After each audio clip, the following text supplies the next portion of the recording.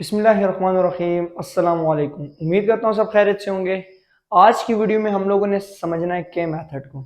अब के मेथड क्या चीज़ है और कहाँ पे यूज़ होता है, कैसे यूज़ होता है, इसकी डेफिनेशन क्या है, इसकी एग्जांपल क्या है और ये कैसे यूज़ करेंगे हम लोग, कैसे इस मेथड को हम लोग इस्तेमाल करेंगे।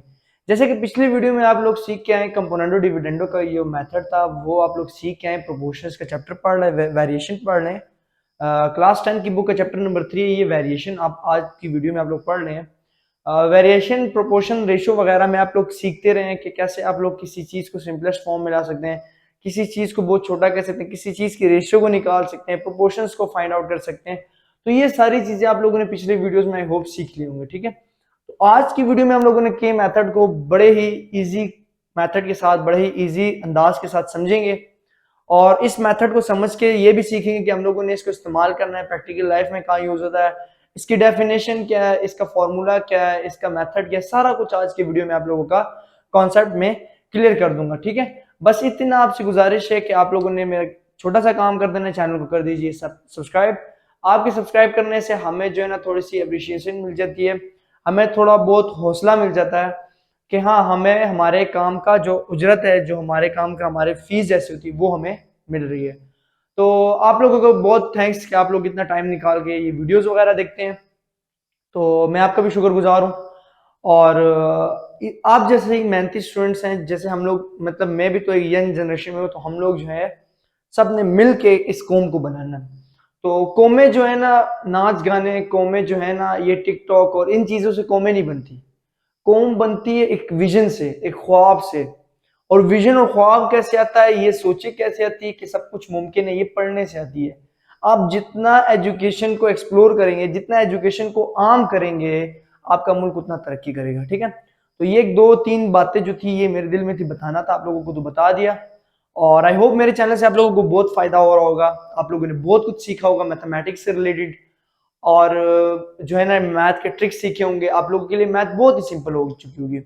तो आता हूँ मैं अपने टॉपिक की तरफ। अब टॉपिक के बारे में अगर मैं आपको बता दूं तो ये वेरिएशन का चैप्टर है और हम लोगों ने के मेथड आज पढ़ना है।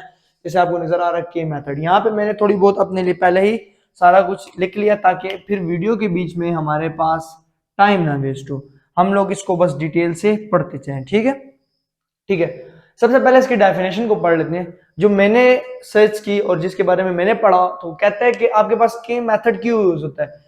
कहता है K method is use to prove that two different ratios.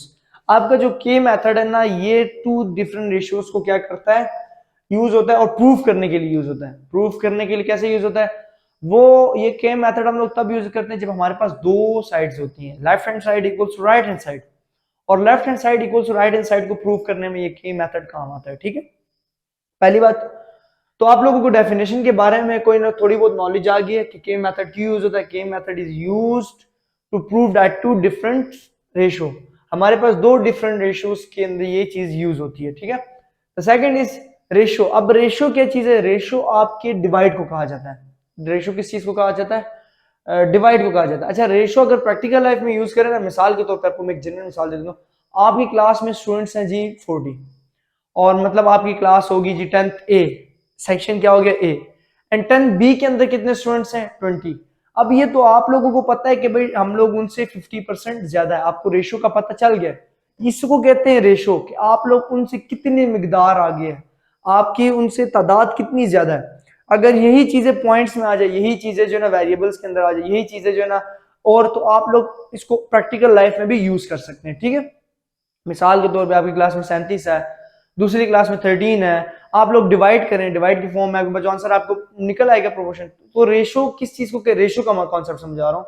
Ratio किस चीज को कहते हैं, डिवाइड को कहते हैं। ठीक है, अब रेशो कहते हैं डिवाइड को, प्रोपोर्शन कहा जाता है इक्वल को। तो यहाँ पे रेशो का कॉन्सेप्ट ये है कि A ratio B equals to C ratio D, ये फॉर्म होगी। ठीक है, इस फॉर्म को, मतलब ये फॉर्म बनी होगी तो आप इसके ऊपर के का मेथड अप्लाई कर सकते हैं। बात की समझ आई, ये फॉर्म होगी तो आप लोग के का मेथड क्या कर सकते हैं, अप्लाई कर सकते हैं। आगे मैंने कुछ और बातें लिखी कि use K method to prove conditional equalities involving proportion. आप लोग इसको इस पे भी कन्वर्ट कर सकते हैं, लेकिन वो इजी वर्डिंग है, ये थोड़ी सी डिफिकल्ट है कि यूज के मेथड, आप लोग के मेथड को यूज करें और टू प्रूव करें कि कंडीशनल इक्वलिटीज, ये इक्वलिटीज आपके पास होनी चाहिए। मतलब कि इक्वल होना चाहिए लेफ्ट हैंड साइड। आप लोग के मेथड जब अप्लाई करेंगे तो के मेथड किसके लिए यूज होता है? प्रूव करने के लिए दोनों साइड की इक्वल।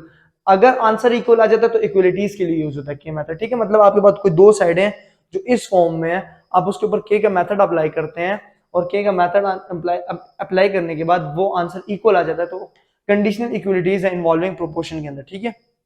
बात आगे कहता है if A ratio B proportion C ratio D. अब ये फॉर्मूला कैसे बनता है? असल में के मेथड का फॉर्मूला ये है, ठीक है। के मेथड का फॉर्मूला ये है, के कांस्टेंट प्रोपोर्शनलिटी है, बस कांस्टेंट प्रोपोर्शनलिटी है, ठीक है। Is the proportion then putting each ratio equal K. हमारे पास जो वेरिएबल इन्वॉल्व होगा किसके अंदर, इक्वेशन के अंदर जो वेरिएबल इन्वॉल्व होगा, आप जितने क्वेश्चंस जो एक्सरसाइज 3.6 के उठा ले उसके अंदर ए बी सी डी का ही यूज हुआ है, ए बी सी डी का ही यूज हुआ है। तो अगर आपके पास जो वेरिएबल यूज हुआ, मिसाल के तौर पे पी क्यू का वेरिएबल यूज हुआ ना, पी पहला पी है दूसरा क्या है क्यू, मिसाल इसकी जगह पी क्यू है ना, पी क्यू और यहाँ पे एक्स वाई कर ले। मैं आपको ये एग्जांपल भी समझा देता हूँ। आपके पास पी रेशो क्यू है, प्रोपोर्शन एक्स और रेशो वाई कुछ अलग है ना, तो आप लोग इसको किसके बराबर रखे, के, ठीक है। तो p divided by Q equals to X divided by Y equals to K. तो p डिवाइडेड बाई क्यू को भी k के बराबर रखें, comma x divided by Y को भी k के बराबर रखें और p इक्वल्स टू क्यू के आ जाएगा और x इक्वल्स टू वाई के आ जाएगा। ये चीज आ गई है। तो इस चीज के आने के बाद आपके पास देखिए p की वैल्यू क्या है, q के, और x की वैल्यू क्या है, y के। ये जब आप लोग इक्वेशन के अंदर पुट करेंगे और इक्वेशन का आंसर अगर इक्वल आ जाता है तो आपके पास ये क्या कांस्टेंट प्रोपोर्शनलिटी है, ठीक है, कंडीशनल इक्वलिटीज, मतलब कि दोनों साइड प्रूव हो गया। तो के अब आपको समझ आ गया कि के किसके लिए यूज हो रहा है, के प्रूव करने के लिए हमारे पास यूज होता है, ठीक है। तो मैं इसको मिटा देता हूं। आप इस तरह का कोई भी आपके पास वेरिएबल इन्वॉल्व हो जाता है क्वेश्चन के अंदर तो आप लोग इसको ऐसे सॉल्व कर सकते हैं, ठीक है। इसके ऊपर मैं आप लास्ट में आपको एक दो क्वेश्चंस भी दे दूंगा होमवर्क के लिए, इसके अंदर मैं वेरिएबल को चेंज करके आप लोगों को समझा दूंगा। अच्छा, ये जो चीज मैंने समझाई है फिर वही लिखी हुई है, देखिए। अब वेरिएबल के अंदर हमारे पास ये क्वेश्चन भी अगर देख सकते हो तो ए बी, ये देखिए ए बी सी डी और सी डी इन्वॉल्व हुआ है, ठीक है। तो आपके पास यहाँ पे क्या आ गया, a divided by B equal to C divided by D. इसकी वजह से आया k की, k के बराबर रखा, फिर k को एक दफा अलग किया और k को दूसरे के साथ अलग किया और ये आंसर आ गया। इसी तरह मैंने a is equals to B के बराबर आ जाएगा, c is equals to D के and e is equals to F के, और फिर इसी तरह g is equals to H के, और वो सारा कुछ चलता जाएगा, ठीक है। आई होप बातों की आप लोगों को समझ आ रही होगी। कहीं पे कंफ्यूजन होती है, कुछ भी होता है, आप मेरे से रब्ता कर सकते हैं। अब देखें, मैंने सारी बातें तो आप लोगों को आई होप समझ आ चुकी होंगी ना कि कैसे हम लोगों ने इसकी प्रोपोर्शनलिटी को फाइंड किया। एक छोटी सी मिसाल यहाँ पे मैंने आप लोगों के लिए एग्जांपल लिख दी है। इफ अगर आप लोगों के पास a ratio b equals to c ratio d form बनी हुई है, ये फॉर्म है a ratio mean divide b equals to c ratio d, then show that, आप लोग शो करें कि भाई ये चीज शो करें कि इक्वल आता है कि नहीं आता। Left hand side equals to right hand side prove होता है कि नहीं होता। अगर left hand side equals to ये चीज बन गई किस चीज से, एक ratio b equals to c ratio d, तो आपका आंसर क्या है, बिल्कुल ठीक है, ठीक है। अब दोनों साइड हम लोगों ने इसकी वजह से प्रूफ करनी है, दोनों साइड इक्वल आनी चाहिए। आपके पास गिवन डाटा ये है, गिवन डाटा जैसे होता है ना, आप लोग न्यूमेरिकल सॉल्व करते हैं, आपके पास गिवन डाटा होता है, आप गिवन डाटा को पुट करके उसके अंदर वैल्यूज वगैरह पुट करके आप लोग फिर उसका आंसर निकाल लेते हैं। तो वही चीज यहाँ पे भी है। तो यहाँ पे भी हम लोगों ने, अब ये जहां पे ए नजर आ रहा है वहां पे बी के पुट होगा, जहां पे सी नजर आ रहा है वहां पे डी के पुट होगा, और देखेंगे कि left hand side equal to right hand side आता है कि नहीं आता। अब यहाँ पे ना लेफ्ट साइड बराबर है ना राइट साइड बराबर है, क्यों? क्योंकि आप लोग देख सकते हैं कि आपके पास यहाँ पे ए है, ये सी इन्वॉल्व है, तो हम लोग इसको नाम दे देंगे लेफ्ट हैंड साइड का और दूसरे वाले को नाम दे देंगे राइट हैंड साइड का, ठीक है। आप लोग बड़े मेथड से सॉल्व कर सकते हैं। पहले आप लेफ्ट हैंड साइड को प्रॉपरली सॉल्व करें, फिर राइट हैंड साइड को सॉल्व करो, फिर आगे लेके चले। अगर दोनों को साथ लेके चलना चाहते हैं तो दोनों को साथ भी लेके जा सकते हैं। मैं भी दोनों को साथ लेके जाता हूं। अब यहाँ पे हम लोग इसकी सॉल्यूशन की तरफ आते हैं, ठीक है। सॉल्यूशन में हम लोग क्या लिखेंगे कि यूज की मेथड, ठीक है, या अप्लाई की मेथड। तो चलो अप्लाई की मेथड, ठीक है। अच्छा, ये स्टेटमेंट लिखने का फायदा क्या होता है? स्टेटमेंट लिखने का फायदा ये होता है, जो आपके एग्जामिनर होते हैं ना, एग्जामिनर को बात क्लियर समझ आ जाती है कि वो करना, तो आप करना क्या चाह रहे हैं। तो फिर एग्जामिनर को जो है ना मार्क्स देते हुए भी दिल खोल के देता है, क्योंकि भाई उसने मुझे आसानी की पेपर चेक करने में, तो वो आपको मार्क्स को ले देता है। तो आप लोगों ने ये स्टेटमेंट का जो अमल है ना ये किया करें। आपको जो चीज समझ आती है इंग्लिश में उसको लिखा करें, ठीक है। टूटी फूटी इंग्लिश लिखे लिखे, लेकिन स्टेप टूटे फूटे नहीं होने चाहिए। स्टेप टूटे फूटे होते हैं, माइनस की गलती है, प्लस की गलती है, पूरी सवाल का बेड़ागार कर देते हैं। तो आप लोगों ने स्टेप्स का बिल्कुल ख्याल रखना है, ठीक है। इसकी तरफ आता हूं, यहाँ पे ए की वैल्यू क्या है, बी के। हम लोग ए की जगह क्या पुट कर रहे हैं, बी के प्लस 2b, सॉरी बी के है, बताया करें हम लोग, B K divided by 3 divided by B K minus 2b equals to C. C क्या है, डी के, और plus 2d divided by 3d के माइनस 2d। बात की समझ आई। हम लोगों ने सिंपल जहां पे ए था वहां पे ये चीज पुट कर दी। ये आप लोगों ने याद करना है। जो स्टूडेंट्स पूरी वीडियो नहीं देखना चाहते ना वो बस ये चीज देख लें। ये आप लोगों ने क्या करना है, लर्न कर देना, याद कर देना, ठीक है। ये याद होगा, आप लोग सवाल को इजीली सॉल्व कर सकते हैं। बात की समझ आइए। तो ये याद कर ले, ए की जगह क्या पुट होगा, ये आपके पास पुट इन गिवन डाटा। आपके पास ये जो गिवन डाटा होगा ना उसके अंदर आप लोग इसको पुट करेंगे, ठीक है। बात ये समझ आई। यहाँ पे अब देखें क्या हो जाएगा, 3b, अब मल्टीप्लीकेशन है सिंपल, 3b के plus 2b divided by 3b के plus minus 2b equals to 3d के plus 2d divided by 3d के माइनस 2d। बात की समझ आई। इधर तक कोई आप लोगों का दिमाग ने काम किया कि नहीं किया, कि कैसे हम लोगों ने इसको सॉल्व किया। अब इस इक्वेशन के अंदर कॉमन तलाश करें कि कॉमन क्या चीज है, ठीक है। इसके अंदर b और b मुझे कॉमन नजर आ रहा है, तो मैं b को कॉमन ले लूंगा। अंदर क्या बच जाएगा, 3k प्लस 2d, 2 सिर्फ सॉरी, और नीचे क्या चीज बच जाएगी, इधर भी b कॉमन आ रहा है, तो 3k माइनस 2 इक्वल की दूसरी साइड आएंगे तो यहां से d कॉमन नजर आ रहा है, तो मैं d को कॉमन ले लूंगा, 3k प्लस 2, और इसी तरह यहां से भी d को कॉमन लेंगे तो 3k माइनस 2, ठीक है। अब यहां से कैंसिलेशन हो रही है, b और b कट गया, d और d कट गया, ठीक है। तो आंसर क्या है आपके पास, 3k plus 2 and 3k minus 2। जो आंसर है वो मैं यहां पे लिख देता हूं, ठीक है। 3k plus 2 divided by 3k minus 2 equals to 3k plus 2 divided by 3k minus 2। Left hand side check करें और राइट हैंड साइड चेक करें। ये लेफ्ट हैंड साइड है, ये equals to right hand side है। देखिए इक्वल आई है कि नहीं आई। लेफ्ट हैंड साइड पे क्या है, 3k plus 2, 3k plus 2, 3k minus 2, 3k minus 2, तो प्रूव हो गया। प्रूव लेफ्ट हैंड्स प्रूव, यहाँ पे लिख दे बस हैंड्स प्रूफ, हैंड्स प्रूफ, ठीक है। आपके पास left hand side equals to right hand side आ गई। तो आप लोगों ने किस मेथड से ये किया, के मेथड से। के मेथड आप लोगों ने अप्लाई किया और आपके पास left hand side equals to right hand side आ गई, ठीक है। तो ये था आज की वीडियो में आप लोगों के पास की मेथड, और आई होप आप लोगों को बड़े ही इजी तरीके से समझ आया होगा।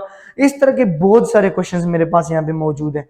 अगर यहाँ पे एक और क्वेश्चन, अगर एग्जांपल नंबर 4 को देखा जाए, वो मैं उसके ऊपर प्रॉपर वीडियो बना दूंगा, तो वो भी सेम एज इट इज है, ठीक है, वो बिल्कुल यही चीज है। बट यहाँ पे आप लोगों के लिए होमवर्क में दे दूंगा, जो आप लोगों ने करके मुझे पिक भेज देनी है, पिक्चर भेज देनी है व्हाट्सएप के ऊपर, ठीक है, ताकि मैं देखूं कि हाँ आप लोग पढ़ते हैं।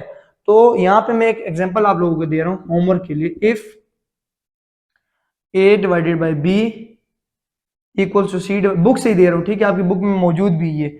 अगर किसी के पास बुक नहीं है तो वो यहाँ से सॉल्व करेंगे, अभी सॉल्व करें ताकि ये प्रैक्टिस हो जाए। उसी टाइम आप लोग खुद सॉल्व करें, माई सेल्फ मतलब खुद के सेल्फ पे किए रहे, तो आप लोगों से ही सॉल्व हो जाएगा।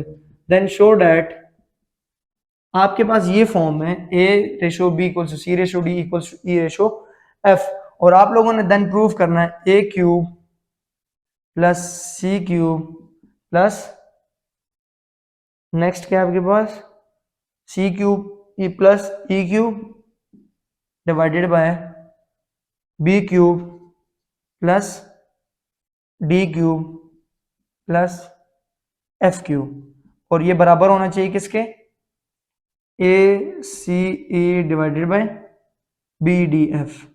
ये आप लोगों ने सॉल्व करना है। चले मैं थोड़ी सी हिंट दे दूंगा। हिंट इस वजह से दे देता हूँ क्योंकि इसके अंदर 3 टर्म्स आ गई हैं, 1 2 3। तो हिंट के तौर पे मैं आपको ये बता देता हूँ कि आपने क्या करना है। ये जो चीज मैंने लिख के दी है ये इसका हिंट है। पहली हिंट ये है कि ए किसके बराबर पुट करेंगे, बी के, सी किसके बराबर पुट करेंगे, डी के, और ई किसके बराबर पुट करेंगे, एफ के।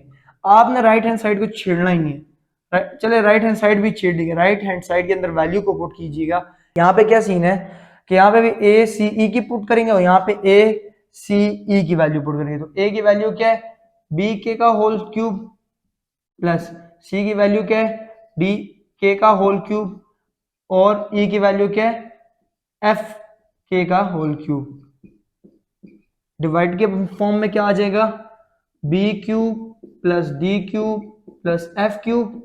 इसी तरह इधर भी पुट करेंगे ए सी ई में। ए की वैल्यू क्या है, बी के, सी की डी के, और ई की एफ के, और नीचे क्या आ जाएगा, बी डी एफ। अब देखिए ये बी और बी कट गया, डी और डी कट गया, और एफ कट गया।